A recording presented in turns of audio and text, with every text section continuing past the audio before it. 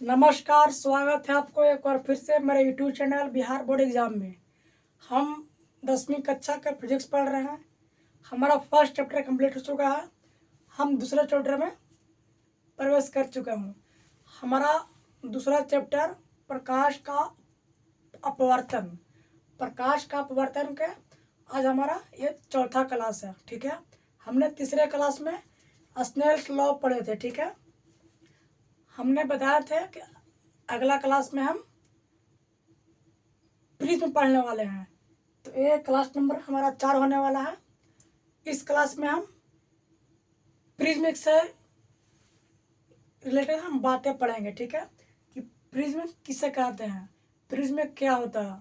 ठीक है, चलिए आइए समझते हैं प्रिज्म के बारे में। ठीक है, तो इसका परिभाषा और प्रिज्म का चित्र हमने पहले से बना करके बना दिया हूँ, क्योंकि टाइम बचे। ठीक है, वीडियो चालू करके बनाने के बाद टाइम बहुत ज़्यादा लग जाएगा, इसलिए हमने इसका प्रिज्म का 3D फिगर और इसका परिभाषा मैंने लिख दिया हूँ। चलिए आइए एक बार देख लेते हैं क्या है परिभाषा, क्या कहता है। तो प्रिज्म की परिभाषा कहता है कि किसी कोण पर झुके दो समतल पृष्ठों के बीच किसी कोण पर झुके दो समतल पृष्ठ के बीच घिरे किसी पारदर्शी माध्यम को प्रिज्म कहते हैं। ठीक है, अब प्रिज्म का 3D फिगर आप देख पा रहे होंगे। चलिए इस आपको कुछ इमेजिंग कराता हूँ, जैसे कि प्रिज्म कैसा होता है।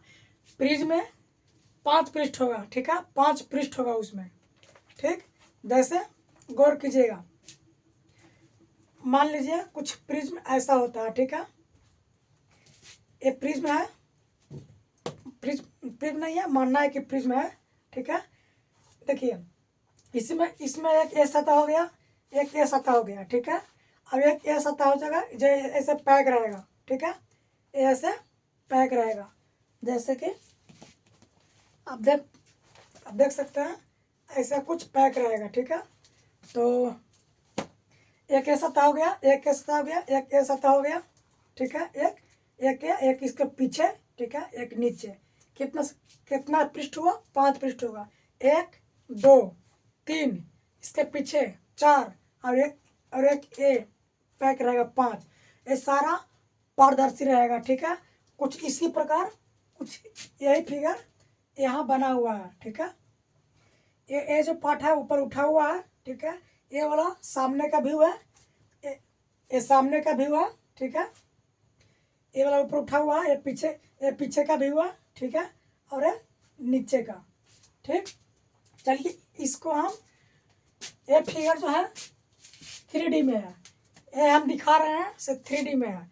इसमें चलिए हम 2D में दिखा करके और उसमें अपवर्तन की बातें समझेंगे। ठीक है, कि उसमें अपवर्तन कैसे होता है। चलिए आइए समझते हैं। आप, मैं उम्मीद करता हूँ कि आप प्रिज्म की बनावट समझ चुके होंगे। ठीक है, ठीक कुछ इसी प्रकार प्रिज्म होता है, लेकिन इधर से पैक रहेगा, इधर से पैक रहेगा। ठीक है, और सारे पृष्ठ पारदर्शी रहेंगे। ठीक है, चलिए आइए इसका हम फ्रंट व्यू, सामने के व्यू बनाते हैं 2D में। ठीक है, ध्यान दीजिएगा, मैं पहले बना लेता हूँ, उसके बाद फिर आपको दिखाऊंगा। आप देख पा रहे होंगे मैं प्रिज्म का 2D में फिगर बना दिया हूँ। ठीक है, वो जो यहाँ दिख रहा है आपको, ये सामने दिख रहा है वो ABC। ठीक है, इसी को हम 2D में यहाँ बनाया सामने। ठीक है, जैसे इसका नाम है नामकरण, वैसे ही हम यहाँ नाम देंगे। ठीक है, ऊपर का ये है, ऊपर का ये है B और C। ठीक है, A B और C। ठीक है, ये कैसा है? 2D में है, सामने का फ्रंट है। ठीक है, अब इसमें हम प्रिज्म से होकर प्रकाश का अपवर्तन के बारे में समझेंगे कि इसमें अपवर्तन कैसे होगा। ठीक है, तो ध्यान दीजिएगा, जैसे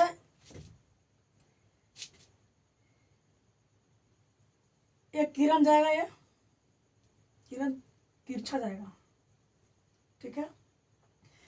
ये किरण जा रहा है, इसको हम नाम देंगे, क्या नाम देंगे? आपतित किरण।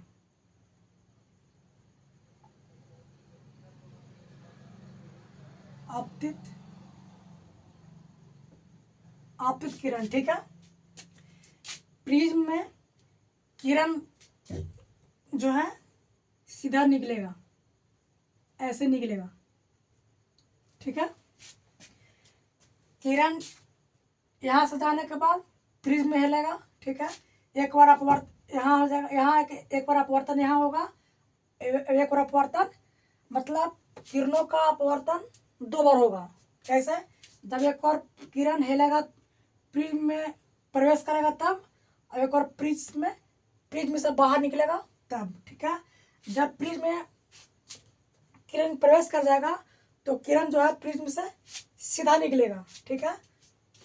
आप देख पा रहे होंगे, ठीक है।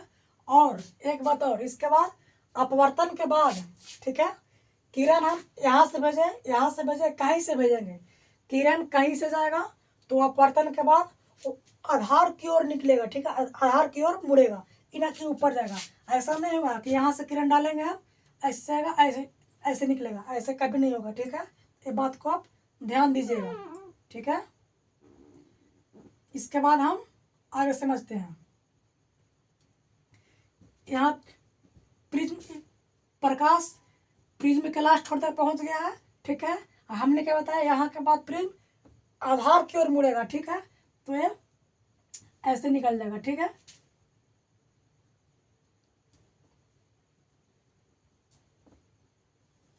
कुछ ऐसे निकलेगा, कैसे निकलेगा? आधार की ओर, ठीक है। तो इसमें भी यहाँ पर क्या परावर्तन का नियम लागू होगा, ठीक, अपवर्तन का नियम लागू होगा। यहाँ पर भी ऐसे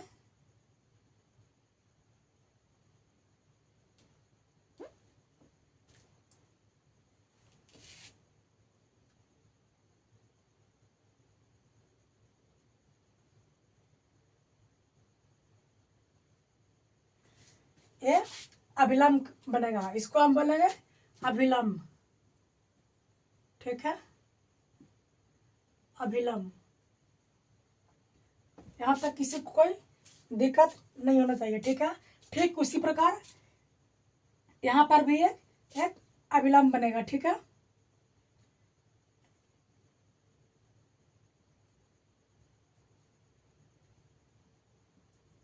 ऐसे ऐसे अभिलंब बनेगा, ठीक है।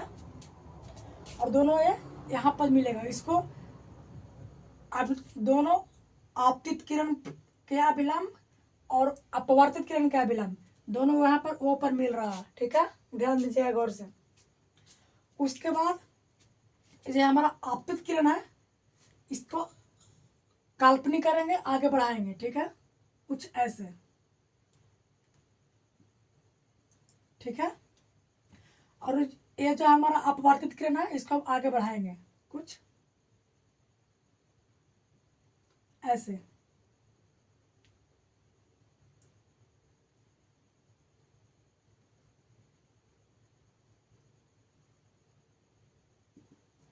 ठीक। आप समझ पा रहे होंगे मैंने इतना कैसे कैसे ड्रॉ किया से, ठीक है। अब जो इसको तो आपतित किरण, इसको अभिलंब, और ये हमारा हुआ निर्गत किरण, क्या बोलेंगे इसको हम? निर्गत किरण, निर्गत किरण, ठीक है। और ये जो प्रिज्म में प्रकाश गुजर रहा है, इसको हम क्या बोलेंगे? अपवर्तित किरण,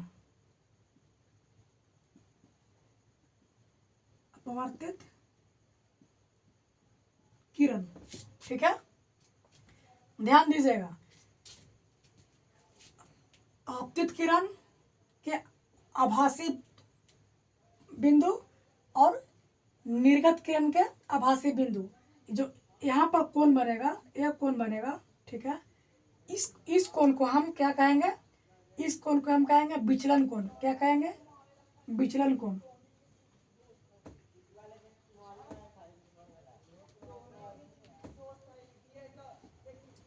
विचलन कोण क्या कहेंगे, विचलन कोण, ठीक है। तो सारा का नाम कर देते हैं, ठीक है।